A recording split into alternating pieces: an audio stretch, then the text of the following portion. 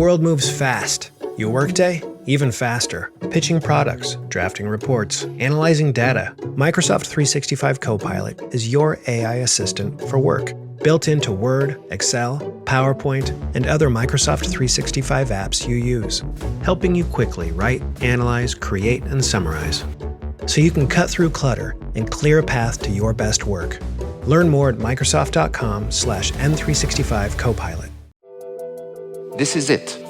The world as you know it is over. Completely done. It's not about to be over. It's over. Some of the scientists who helped build AI are now sounding the alarm. I was selling AI as a great thing for decades, and I was wrong. There's a longer-term existential threat that will arise when we create digital beings that are more intelligent than ourselves. We have no idea whether we can stay in control. While others say that AI will usher in unfathomable abundance. I've always believed that it's going to be the most important invention that humanity will ever make. This really will be a world of abundance. And among these fears and these fantasies, we seek the story of our future. Listen to The Last Invention on Apple, Spotify, Amazon Music, or wherever you get your podcasts.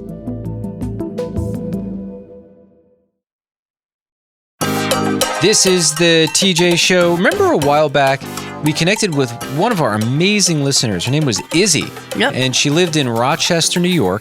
She was studying to get her PhD in sustainability, which I think we could all use a little sustainability on this planet, right? Yes. Good timing on this one. Izzy, are you there? Yes. Hi, guys. How are you? Good. Good. Good business you're getting into. You want things to continue on safely. Is that right? That's right. Yeah. Safely and in a way that preserves the environment for everyone. Meaning you could go in the ocean and not come up with a plastic bottle in your pants? Yes. Right. That's I love the it. goal, yeah. Big fan of that work. Yep. She wrote her thesis on plastic bottles and pants. Did you? I mean, that would be very, very exciting and interesting to write about. Maybe that's something to write, because I think there's a plastic island. Anyway, we won't get into that right now. But Izzy, you said you had some news you wanted to share with us. We're all ears. Yes. So I'm graduating in May after 5 years of working on my PhD. Awesome. And I wanted to share this with you because you've been my companions almost every day for the past few years. Wow. It's truly, like, you've made my day almost every day. It was easy to go through the day just after listening to you. So, and I'd like to thank you for that.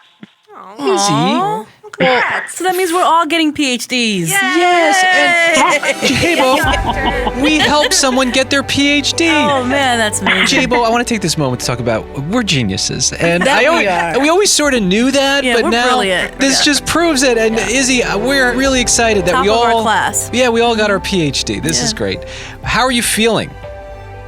I'm sleep deprived. Sleep for deprived, sure. yeah. So I can't wait. I'm very excited. I'm also kind of a little anxious about what's going to happen next. But Well, I would be nervous too, because if I was in the sustainability business and I was really good at it, and all of a sudden everything became sustainable, you'll be out of a job. yes, I mean that's the hope. Yeah. Right. But have you thought about what that might look like? Like, do you really want to go back to school again, do it all over again?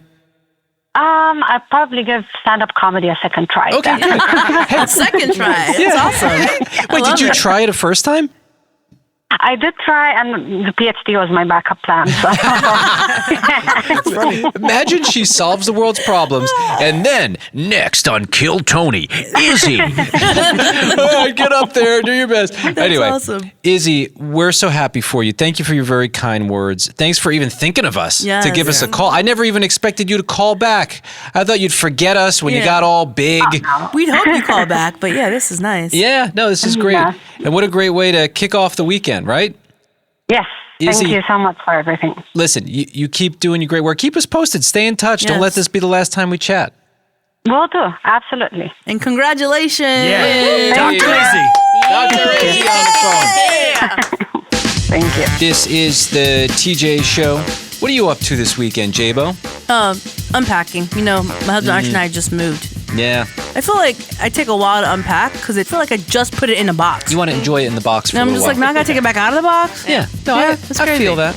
And you're, what are you doing, Heather? Aren't you doing something with a house too? Well, I'm looking for a new apartment. Oh, so yeah. I gotta go apartment hunting, yeah. Have you looked at or maybe considered the billionaire bunker in Miami? I mean, it was a consideration for sure. Yeah, earlier I just in gotta the move week. some, funds around. Yeah. Yeah. Get liquid? Yeah, I'm not liquid at the moment. Okay. Everything's in the stock market. Stocks and everything. Yeah, Right. it's crazy. You want to just make sure you time out the market. Yeah, I noticed earlier in the week, it looks like Mark Zuckerberg, purchased a $170 million mansion on Billionaire's Bunker. Oh, that's who beat my bid out. Billionaire's Bunker is really interesting because I don't know what you get if you buy a $170 million house. What is happening in that house? Like I saw a couple pictures. Yeah, there's a nice fish tank. But what's the difference between Mark's house at $170 million and then Tom Brady's house at $150 million? I think they're somewhere near the same block. Could we, I know you lived in Florida at some point. Right. Did you ever take, sometimes you drive into rich communities just to check it out and then you leave? Just a dream, yeah. Once somebody turns their lights on in the driveway, you go, okay, I'm done. And you leave and you go, to an ice cream store or something. Could we do that? Is there a way to get into Billionaire's Bunker if you don't live there? Because I would be curious. Literally an island. But can we get access to it, or do they put a gate up? Yeah, I wonder if it's a gated There's a community. bridge, but I don't know. I've never. You've never tried it. Never Okay. tried it. Mm-mm. Yeah, I would like that. If we could at least go and visit. And would we have to pay to visit and walk around? Do they even want that? It sounds like they want to be on their own. They're on an island that's kind of secluded. Yeah. I don't know what does the restaurant scene look like there? Do they have restaurants there? You may have to leave the island and go to Miami for the restaurants. To go eat. Yeah, or if you're in There's that... definitely some golf courses. I was able to pull up like an eagle's eye view or whatever. And there's some golf courses on there, of course, but I don't know. Can you zoom in on Mark's house? Can you see? Even what's in I'm the sure backyard? this photo's like an old photo. Mark just Okay. bought his house. And then also, I thought there was a risk if you're on the water, like in Florida. That just sounds like a lot of money. What if it floods, or do they not flood? When you're that rich, you don't get flooded. What, you think Mother Nature's not going to come for you because you're rich? I'm wondering if Diseases come for rich people all the time. Well, no, I know, but it just seems like that's a lot of money. Yeah, Mother Nature's not wanting to hold back any punches. If there's a storm, there's a storm. If it's going to get flooded, it's going to get flooded for sure. Yeah, that's what I thought. But if they can afford a $170 million house, they can clearly afford flood insurance. Can the insurers afford to insure that? Yeah. That's a good question. Yeah, well, I guess since we keep paying our insurance, they probably can. Yeah. All right. Well, enjoy your apartment hunting. Oh, thanks so much. Yes, and Looking enjoy your forward to it. unpacking, Jabo. Ken in Spanish Fort, Alabama. Ken, what are you doing this weekend? Working on the yard. What's going on in your yard? What do you need to get done? Well, the back got way overgrown. Overgrown? Jungle forest up there. Yeah, you got lines back there, huh? They could be. I don't know. Yeah. Be careful. Ken, do your neighbors get mad at you when you let your yard get out of control? No. No. Yeah. I had a neighbor right when I moved My in. yard. Yeah, that's what I thought. I thought my yard was my yard. And didn't even introduce himself first. He called the town on me, and I had somebody who I didn't know knock on the door and say, you need to cut your grass. And I was like, I didn't even know. My front part is fine. Okay. Yeah, TJ's front was not fine. It was a mess. Nothing was fine. I was like, who needs that? I don't need to. I live in the woods. Who needs to cut anything? And apparently I do. It was a rule in the community. I had no idea. I knew somebody that lived in an HOA and on the office house. They painted it and got in trouble because they didn't paint it in proper colors. So they had to repaint their house. What? Yeah. Well, he got a little perturbed. Yeah, of course. They stopped cutting their front lawn, and they would hay it twice a year. Hay it? Yep. There's a He famous found story. a loophole. Yeah, I think it was in Maryland. There was a family that insisted on allowing local nature to grow in their yard, and it drove the whole block nuts. But if you look at what's in his yard, there were these beautiful flowers, beautiful trees, all local and native to the area. Like they went through and they picked out the stuff that was invasive. And somehow people are still mad about it. And then eventually they gave up. They were like, all right, whatever. Those people, they want to grow their lawn out. They can do whatever they want. My backyard, the very back part of it, I can't do anything with because it's considered part of the protected border, whatever you call it. Isn't it so cool to see what nature does when you don't cut a patch of land? Like what pops up there is truly amazing. It blows my mind. And do you have the plant We've seen owls, bald eagle land on the telephone pole right in front of my house. Yeah. Because you got cool stuff growing in your backyard that they want. That's how it's supposed to That be. was pretty cool seeing the bald eagle in my own yard. Yeah, you know what I do, Ken? I have the little plant app, and I take pictures of everything, and it's like, oh, this came from here. This came from here. You have Indian tobacco, as they call it, in your yard. I'm like, whoa, can I smoke that? Apparently not. It's toxic. Okay, great. Glad I checked. So, Ken, listen, you have an amazing weekend. Have fun cleaning up your yard. It's good to get your hands in the dirt. Oh, yeah. And be sure to get a six-pack. Stay hydrated. All right, he'll be fine. Get water. Don't listen to Kenny. He's a grown man. I've got a 24-pack. Oh, there you go. You're already on my it. own heart. Of Dasani. There you go. Dasani. Ken, thanks for listening to our show. Hey, I enjoy you guys. Thanks for being there for us. Thanks for calling, man. Absolutely. Appreciate you. Thanks, Ken. Bye. Bye. Bye. Bye. We are so grateful to have this time with the one and only Jackie Lamont. Jackie, are you there? Yes, you build me up too much. No, you don't. I don't build you up enough. Jackie Lamont, she works with the Suffolk County DA, Kevin Hayden's office, out of Boston. She's around the Boston Police Department. I've been to your office. I see you have a shield. I asked you if I could have one. You said no. Jackie's amazing. And you go undercover and you try to find these predators that are literally preying on our kids, and it actually works. And so you go into schools and you give great talks, you educate kids about some of the dangers of the internet. And so it's great to have you back on the show. The floor is all yours.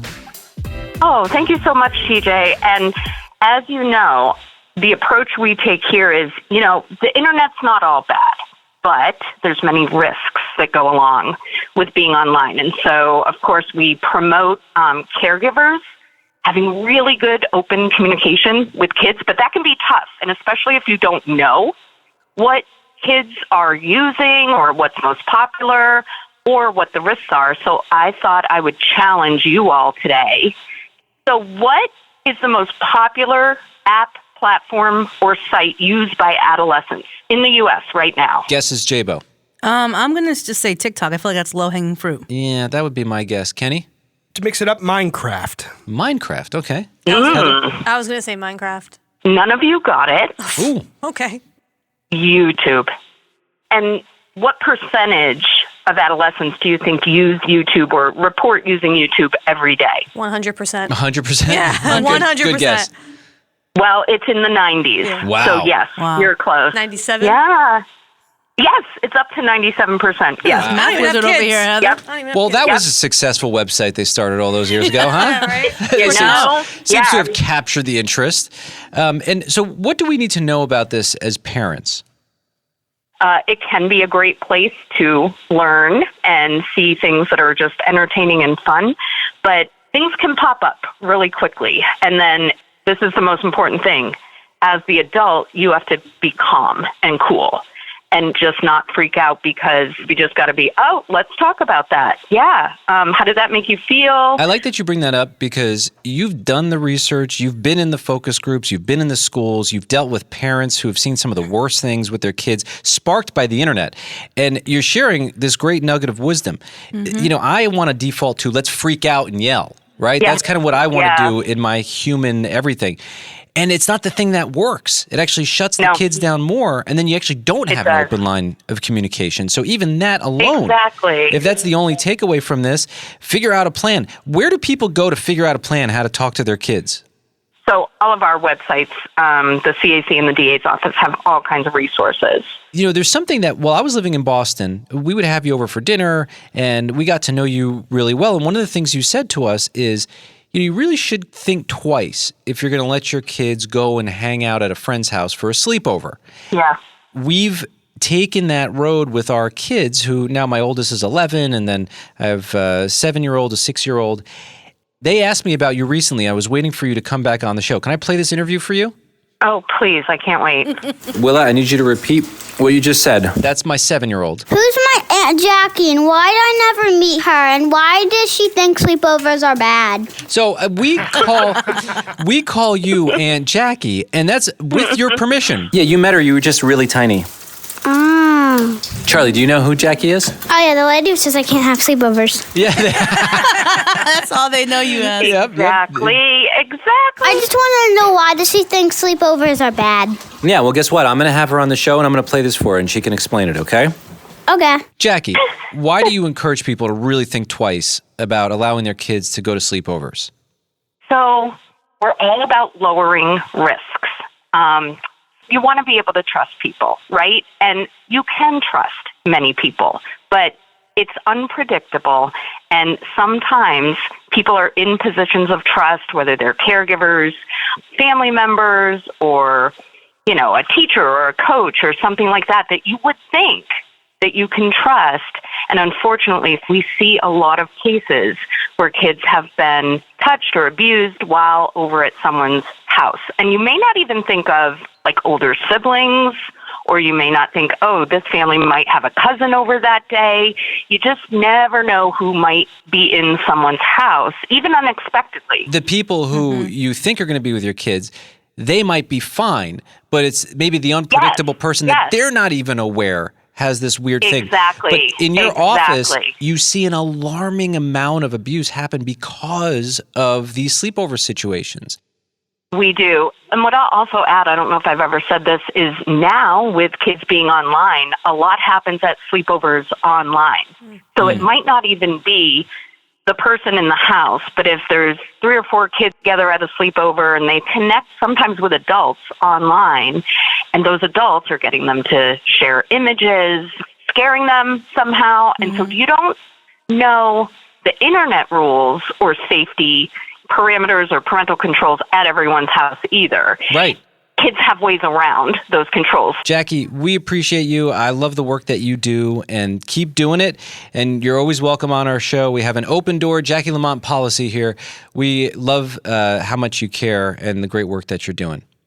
Thank you so much for talking about this important topic. I really appreciate all of you.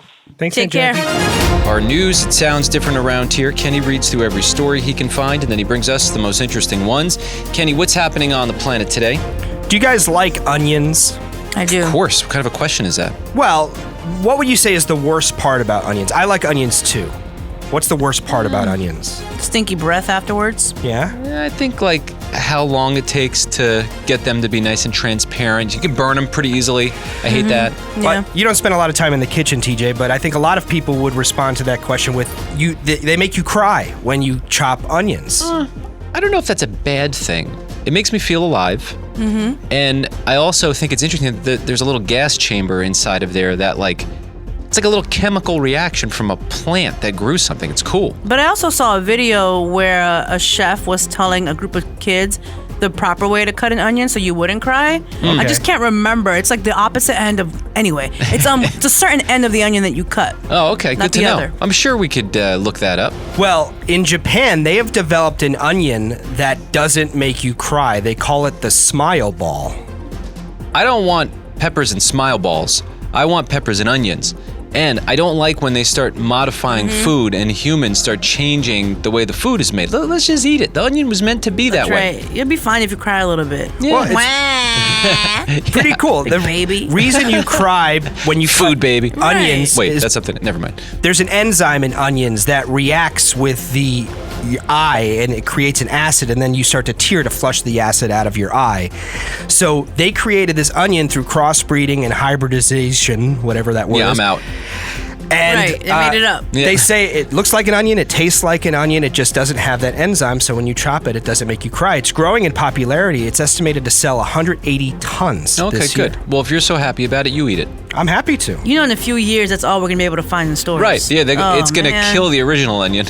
Come on. All right, what else you got, Kenny? Well, we just talked to Jackie Lamont, who works with the Suffolk County DA's office to help protect children. She's also involved in scam protection, her fraud fighters division. And yes. I'm reading through the Huffington Post that there is a new type of scam, the iPhone calendar scam. Here we go. What is it? There we go. Yeah, so this one is fake calendar invitations or subscriptions that automatically appear on your device. They usually contain some kind of harmful link that if you click on it will let hackers into your phone and they can retrieve all sorts of information about you. There's still time. J-Bo, I sent you the YouTube video of the guy who built an underground fort only using trees that were in the woods already. I'm exhausted, bro. I'm telling you. I'm tired of it. I think it's time. Yeah. And all you need, you put like a little grass on top, it hides it. I'm telling you, let's do it before it's too late. Yeah, the advice is to not click links or call numbers in suspicious calendar events. And if a message claims to be from a company, contact that company directly through official channels. Yeah, that's what Don't I feel like doing with my weekend. communicate. Now, can you just delete it without having any problems? Yeah, but it may have subscribed you to it, so nice. you may keep on getting it. So there also is a way to go into the calendar settings and unsubscribe from those subscriptions. What else do you have? Southwest Airlines is reportedly experimenting with having cabin cleaners come on their planes between flights and clean only the premium extra legroom seat areas of the aircraft. But that's not happening yet. They're saying they're going to start experimenting with this, and we're hearing now from the Airline Flight Attendants Union board member and safety chair, Chris Click. He posted a video about this, comparing it to the class system on the Titanic. Huh. So that means that they never really cleaned the plane, necessarily. Reading into it, apparently Southwest never really brought in cleaners in between flights. They relied on the passengers and the flight attendants to pick up loose trash and check the seat back pockets and things like that. It's kind of a weird customer service move if you're only cleaning certain seats. Right. Right. Or like at least provide a Clorox wipe when you're about to walk on the plane and just like acknowledge it, make it clear, hey, if you want to clean your seat, which everyone will want to do. But yeah, I don't know, customer service, and my hope is that it doesn't go that way. But customer service that's really good is getting harder and harder to find across many industries. So many people are cutting more costs here and there. And it's like, wow, the companies that have good customer service stand out today in a way like I've never seen in my whole life. I'll tell you this. I'm willing to pay a little more, like if I can, a little more, as long as I get good customer service. Yeah, it's wonderful. I've gotten multiple quotes for different things, and I will pay a bit more because I'm like, that person knows how to take care of people. Yes. And you know what? I was renting a car because I hit a deer earlier in the week, and I was dealing with Enterprise. And this guy on the phone, the amount of energy he had, he was excited to be alive. And he was like, hey, sure, yeah, we can help you out. How about you come down at this time?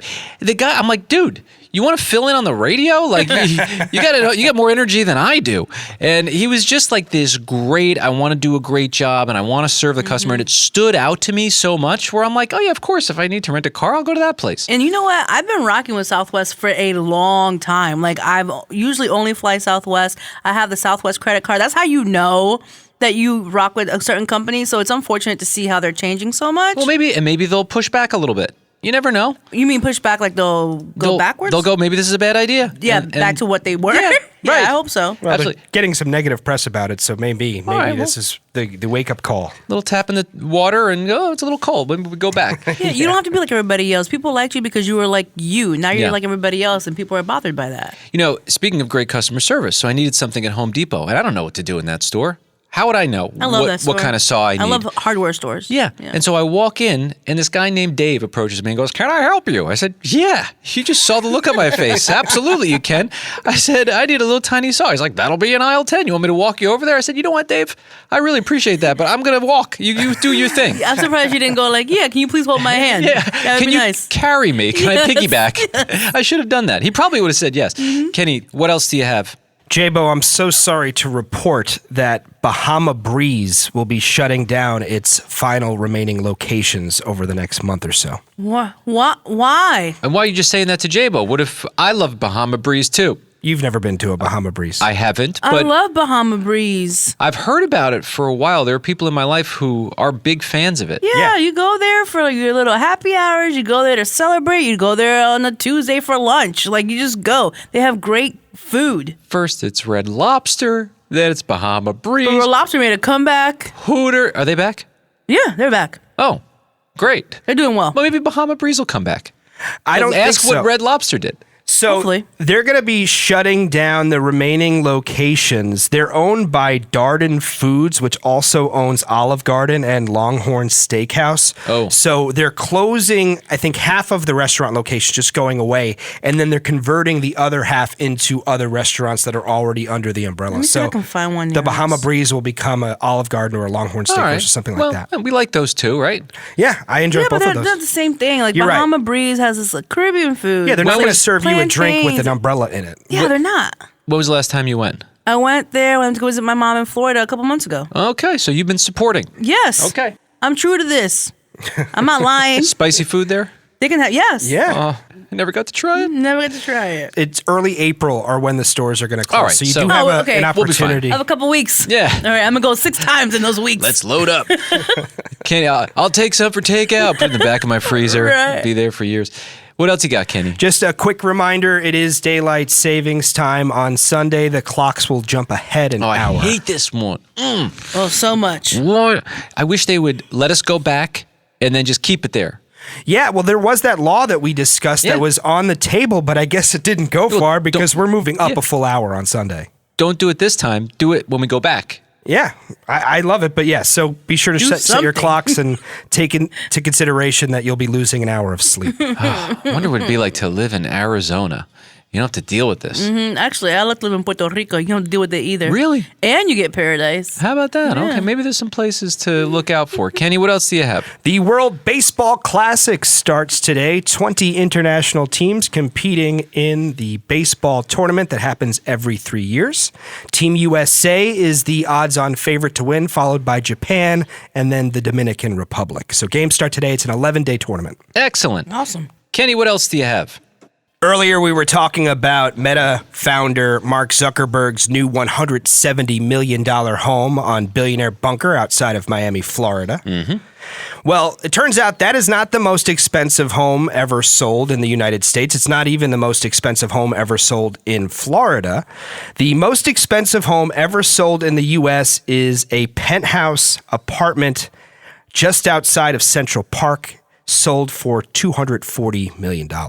How many bedrooms? Unbelievable. That's the thing, J-Bo. I think when you pay that much money, you get a fair amount of privacy. All we know about this place is that it's 23,000 square feet. 23,000 square feet. That's pretty massive. We don't know anything about the layout. We don't know anything about how many rooms, bathrooms, anything like that. Start a Netflix special on it.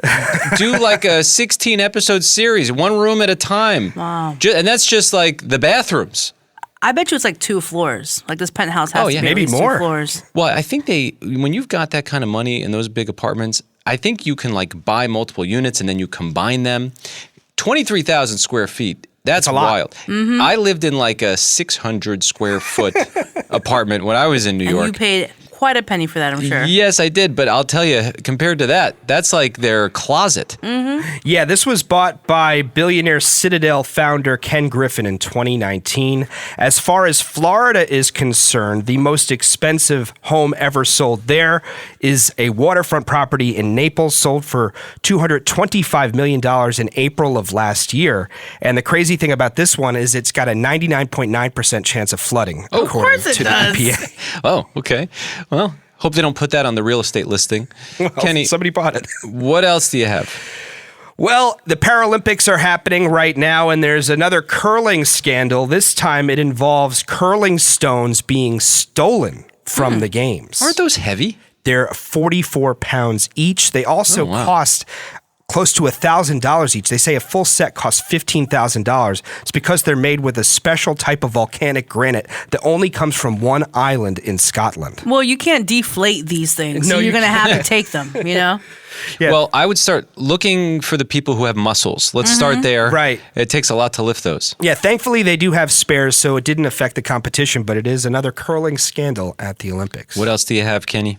Saturday Night Live this weekend will be hosted by Ryan Gosling, and the musical guest will be the Gorillaz. Oh, that's fun. Ryan Gosling in the promo, apparently, I guess it's all staged, but he thought he was joining the Five Timers Club, but was rudely awakened to the fact that he's only hosted 4 times. He has to come back. Yeah. Look So- at that. That's pretty, but 4 is substantial. Yeah, one more away. Kenny, thanks for keeping us somewhat informed. That's what's happening. Do you think I could just surprise Kenny with something very personal? He'll be fine with it, right? You've done this before and it didn't go well, but go for it. I got a text message from Kenny the other day, and it said, "You didn't receive a text from me." Yeah. And it was like in the middle of the show, and I didn't think anything of it. And then I saw that there was something that was edited in my phone. Like, you know how you can edit a text message on the iPhone? And I clicked on it to see, well, what did he edit and what text is he talking about? I even question marked it because I had no idea what he was talking about. Well, it appears that his original text message to me said, "Good morning, my extra toast with dippy eggs." Oh my goodness. And I was like, okay. Oh, I thought I got away with one. Kenny, he texts from his computer, right? Yeah, I am fully immersed in Apple products. I have the watch, I have the MacBook, I have the iPhone. Okay. I have a lot of assumptions here, but I'm just going to give the floor to you. Can you explain what has happened here? Here's what happens. So I will get a text from my fiance, a good morning text. I'll get the alert on my phone or on my watch, and because I'm in front of my laptop, I just type my reply. It's easier for me. But oftentimes, TJ is the last person I've texted from my computer, so I just start typing without realizing who I'm texting. You should probably plan better on that. I'm glad that Kenny's not in charge of like some serious government business. You got to check who you're texting. Oh, let me read this again. What was it again? It was, "Good morning, my extra toast with dippy eggs."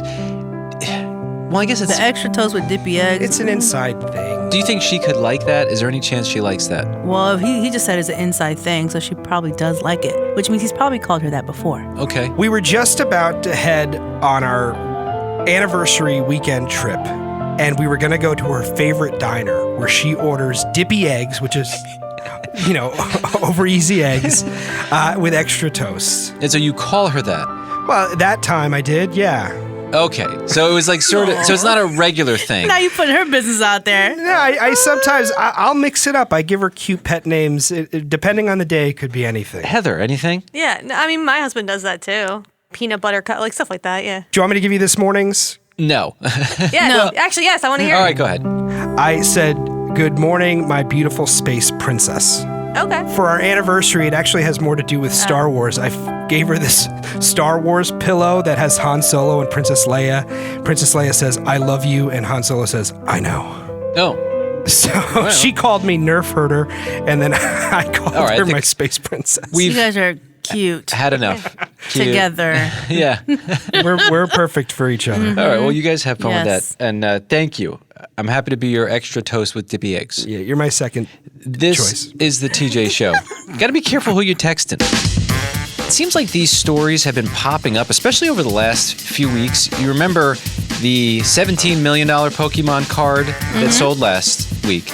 Then we had the $2 card that was turned around for $40,000 over the course of 20 years.